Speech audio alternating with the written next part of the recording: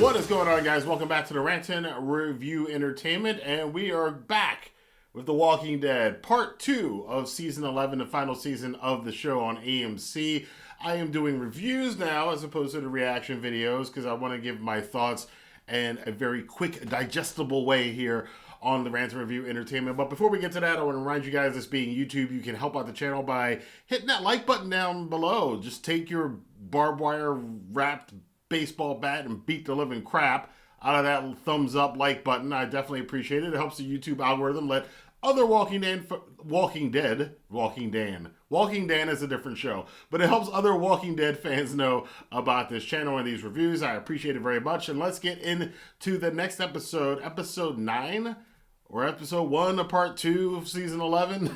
It is called No Other Way. So some of the big highlights of this episode were there was so much going on. They were wrapping up again from the cliffhangers from part 1, which I thought was a little bit weak when I reviewed it here on the channel. But this was kind of the season finale that, and they do this often with The Walking Dead. They've done it throughout the history of the show where, you know, what you normally would think would be the wrap up of the story or the season finale, they sometimes won't do as a mid-season finale. They'll do it on the next episode that starts the next part of the season.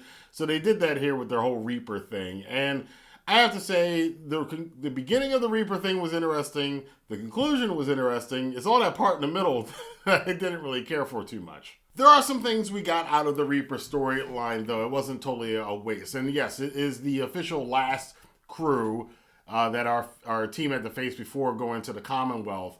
The last of these like rogue out in the middle of the wilderness people that come out and attack our crew. I mean, we've dealt with it from the wolves to the whisperers to the reapers to the saviors and so on and so forth. This wrapped up pretty quickly. It wasn't even half a season. It was like, 8, 9, 10 episodes worth of storyline. We had all the stuff with Gabriel and the other priests and that whole scene, which was pretty well done. And to see how far Gabriel has come from that cowering little guy that was on top of that rock in season 5. And now he is probably one of the most lethal people in the entire crew. We got to see this kind of evolution between Maggie and Negan as their conversations got into leadership and what Maggie needed to learn. And Maggie kind of siding with the way Negan did things. And we saw that in the wrap-up here with the Reaper storyline. Leah came out. They had a couple battles. Negan got a very cool shot where he got to ring somebody's bell, literally, in the show. Well, ding, ding. Gabriel turns out to be clutch in the conclusion of the Reaper storyline. He takes out their sniper, and he's like, nope, nobody else here, just me. Call me Gabriel. And I love Negan's little smirk when that happened, like, that's my boy Gabriel, because Negan has these interesting little relationships with a lot of people in the crew. He has an interesting relationship with Maggie, of course. He has an interesting relationship with Daryl, and he has an interesting relationship with Gabriel and with, of course, Eugene, who did show up later on in this episode. But as far as the Reaper storyline, our crew wind up after losing a lot of people. Maggie and her other crew, they all come together. Maggie can't accept them walking away, even though, Leah and Daryl have this kind of connection, and Daryl wants to, he doesn't want anything bad to happen to her. He just wants this all to be over with and to stop fighting. So he lets them away, but Maggie's not having any of that, and she goes in and she just basically murders the last couple of Reapers. She does shoot Leah in the arm. Leah gets away. Daryl tracks her down, but it's like, you know what? Just go ahead, and I'll let you go, but don't ever show up again. And that was the end of that whole story. We then had the big wrap up with the whole thing. You had Maggie going back to the church where Alden was left. And then unfortunately, as we kind of suspected, Alden was not going to survive. When she gets back there, she finds that there's a Reaper walker there, and Alden made his last stand at the church. He pretty much fought himself off. He killed the Reaper, but he wound up succumbing to his injuries, and Maggie has to put him down, the Walker version of Alden, which, ironically enough, and this is a little bit of trivia for you, now officially in The Walking Dead, we have one season where nobody we met in that season is now still alive on the show. We met Alden in season 8. Him dying takes away that whole little season of all the people we met in that season. And for the record, because I know somebody's going to say, wait a minute, are you right about that? Yes. Season 1, obviously we have Daryl and Carol. Season 2, we got Maggie. Season 3, we got Judith. Season 4, we got Eugene and Rosita and all of them. Season 5, we got Aaron and we got Gabriel. Season 6, we got Negan. Season 7, we got Ezekiel and Jerry. Season 8, again, nobody left from season 8. Alden is dead. Season 9, we got a whole bunch of people: Luke and Connie and Magna and Yumiko and Lydia. And season 10, we got Dog. So season 8 is now the only season where we don't have somebody still alive that we were introduced to. Negan and Maggie have their final confrontation, though. Negan kind of seeing that Maggie is going to eventually kill him, that her killing the Reaper has officially confirmed it for him. That's why he was watching her the entire time, and he knew it. And he's like, look, I'm going to go my own way. And so ends Negan.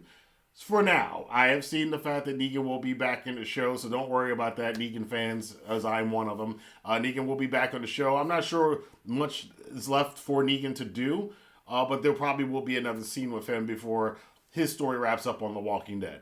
Meanwhile, in Alexandria, they survived the big storm and the walkers coming in.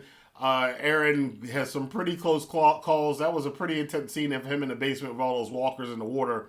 I was starting to think that Aaron's going to die.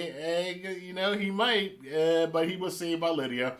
So they got out of that whole thing, but Alexandria's pretty much done. It's wrecked. Even though Maggie and all of them came back with all the food and everything else, Alexandria is a mess, and they're not going to survive living there much longer. Fortunately, right after they get back there, Jerry's on the watch tower, and he sees the Commonwealth troopers coming towards Alexandria. He sounds the warning call. They're all alarmed, of course. I like Gabriel's look. He's just like, we just got back, and now there's something else? What the hell? But this one turns out, in the short term, to be a good thing. Eugene plays in, which is funny because if you remember back, I think it was season 7, Eugene also came in to barter for a group. At that time, it was Negan and the Saviors coming to the walls of Alexandria. This time, it's the Commonwealth, and Eugene is like, hold on, wait a minute, let me jump in here. And Hornsby comes to Alexandria, which is so jarring to see him in his little suit in the middle of Alexandria and the wild world that we have known of The Walking Dead for the last God knows how many seasons. And they're looking at him, this guy, like, what the hell is this? This dude's in a suit, his hair's all pressed, and we're sitting here struggling. Alexandria's falling to pieces, but they're going to get help from the Commonwealth, apparently. Then this is a very interesting thing The Walking Dead does. They fast forward us, I think it's 6 months into the future, and we see Maggie standing on an outpost at the hilltop. And they got the Commonwealth soldiers coming up to the door. Hornsby's with them. And she's like, it doesn't have to be this way. And one of the soldiers takes his helmet off. And yes, shocker of shockers, it is Daryl in the Commonwealth soldier gear saying to Maggie, yeah, we do. This was an amazing first way to kick off part 2 of season 11. Now, yes, I liked the first couple episodes of part 1. I really liked.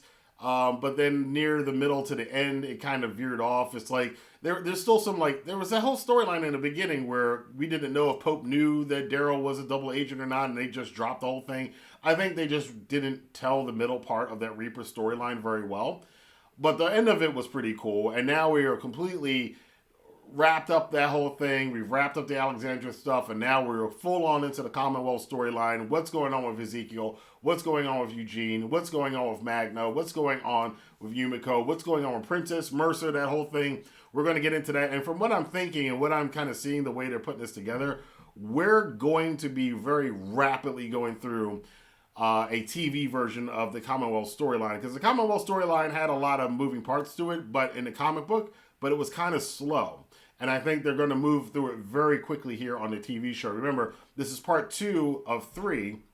So we've got 8 episodes going on for the next 8 weeks. And then there's going to be a break. And then we're going to get into the final 8 episodes of the final season of The Walking Dead later on this year around spring and summer. So as far as this episode was concerned, this was a banger. This is one of the better episodes in the last several years of The Walking Dead. So much happened, and I like that. This is what I like it when The Walking Dead moves the storylines along. They wrap up one thing, they go to the next thing, you're thrown into another position, and in the next episode, apparently from the trailers, we're going to be seeing a whole lot of the Commonwealth and our people in the Commonwealth, and how are they going to adjust after being out in the wilderness, and even at Alexandria and Hilltop, even as sophisticated as it was. If you go back to season 5, when our crew came off the road and they saw Alexandria and what Alexandria was, and it was a shock to their system then to see that people were still living like that. This is that times 1,000 when our crew now goes to the Commonwealth. It's kind of like our crew's always kind of like a behind, and there's another community that's always like way ahead of where we are, and then we catch up, and then there's another community that's way ahead of where our crew is. So now they're going to catch up to this final community, which is a lot like the way we live now. A little bit behind the times, but we're going to see all that in the next episode. But before we get to that, I want you guys to let me know what you thought about this episode of The Walking Dead. What did you think about the wrap up of the Reaper storyline? Do you think we're going to see Leah again? What do you think Negan's going to do now that he's left? And what in the world is going to lead to the conflict between Maggie and Daryl? That Daryl is on the side of the Commonwealth and Maggie is basically about to be invaded by the Commonwealth, and what's going to happen there. Let your voice be heard in the comment box below. Until then, I'll see you guys here for more news, rumors, and reviews here on the Rantin Review Entertainment. Have a good day.